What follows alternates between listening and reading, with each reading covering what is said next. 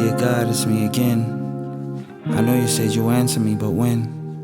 It's wrong for me to be questioning your plan, cause Romans 1:20 says you're him.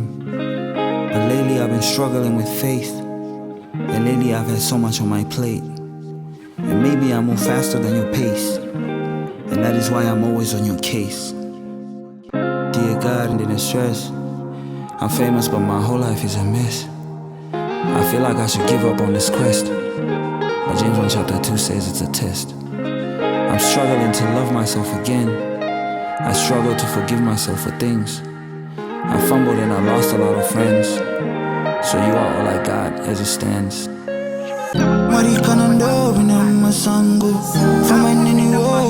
It's the maker. Always on my side.